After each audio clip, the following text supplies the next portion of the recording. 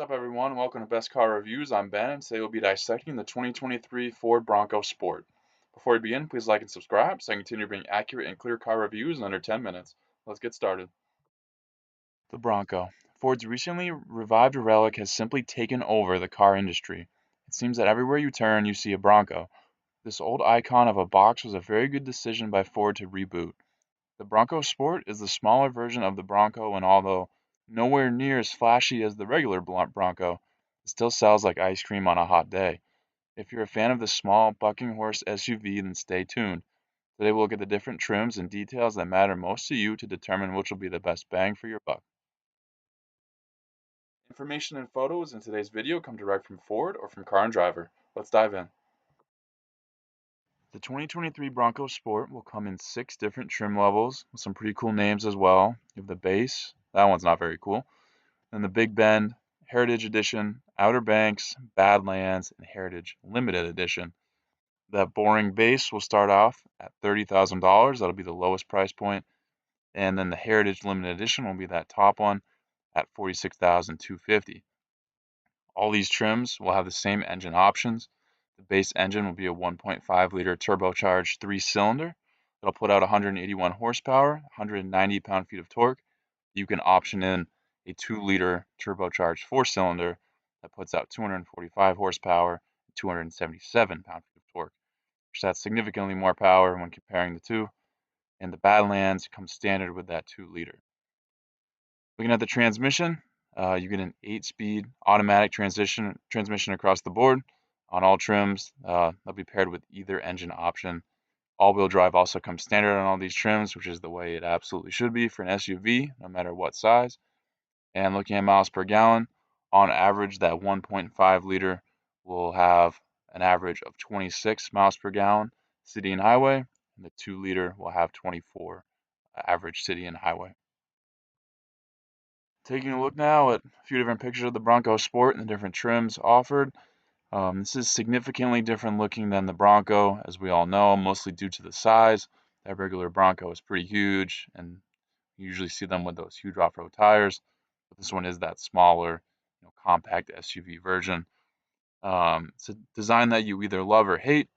I'm leaning more towards hate on this one, although I really like the regular Bronco. They're similar looking, but this one just doesn't quite do it for me. The styling and all the details and styling are different between these trims, which is kind of nice.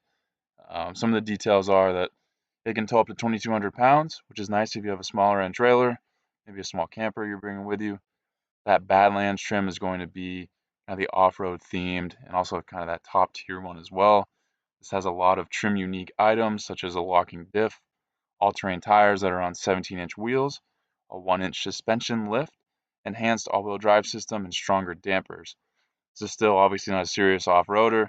Don't get yourself into anything really beyond a gravel road or maybe some very gentle rocks, but don't try anything too crazy in this. This is not anything like its older brother, the regular Bronco. And the Badlands is also said to not be the comfiest street driver, so have that in mind. This will be your daily driver. I know it looks the coolest of all the trims, but if this is the one you're looking at, just know it might not be the comfiest driver. The lower trims aren't wildly nice on the exterior, but affordable for an SUV, and like I said, many still like it. So if you're one of those people, then go for it. To each its own. The Heritage Limited Edition is that most expensive one, but I honestly think the design is absolutely atrocious. I don't really know what Ford was thinking. Let me know what you think, but I just can't get on board with it. Certainly can't justify its $46,000 price tag when it looks like that. I'd rather have the base model. I think the best bang for your buck is probably going to be the Big Bend trim. This is the second lowest trim, but a good price point and level to get some more standard features and the ability to option in other things without ending too high of a price in the end. Looking at the interior now, and a couple different pictures of what the different trims offer. There's more room than it looks from the outside. You do get some more headroom in the rear due to the rising roof line, so it shouldn't be an issue if you have someone tall in the back seat. And the front offers a nice seating position, especially for the driver. You get 32.5 cubic feet of storage with the seats up, just with that second row up between that and the back. And with the second row down, you get 62.5 cubic feet. So you gain 30 cubic feet if you put that second row down, You're essentially doubling the size of what you have. Depending on the trim you choose, you can get cloth or leather seats, different color combinations with those. Each trim has an 8-inch infotainment system with Ford's Sync 3 software, said to be fairly straightforward to use and a pretty good system. Apple CarPlay, Android Auto come standard. You are getting a smaller digital gauge cluster, unlike the big Bronco, which has some larger screens. This one's more basic. You are thankfully getting a 5-star safety rating and numerous standard safety features. That's a great touch. You don't have to option any of those things in. And overall, this is not the most beautiful interior, but good enough for the price. In review, this Bronco Sport is really to the eye of the beholder. You either love it or you hate it. Kind of like pineapple on pizza. Some people are like, yeah, this is great. Others are like, this should never have existed. I'm leaning more towards I wouldn't buy it, but I understand why some people would. It's still a cool design, unique, just not really for me. I'd go for that big Bronco.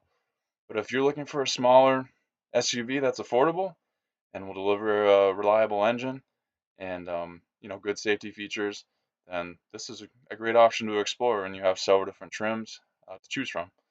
It competes well with others in the class, and overall, there's probably an option for you and a price point for you as well. Hopefully this video laid things out in a clear way for you guys. Thank you for watching this Best Car Review. Please subscribe if not already, and I'll catch you on the next Best Car Review.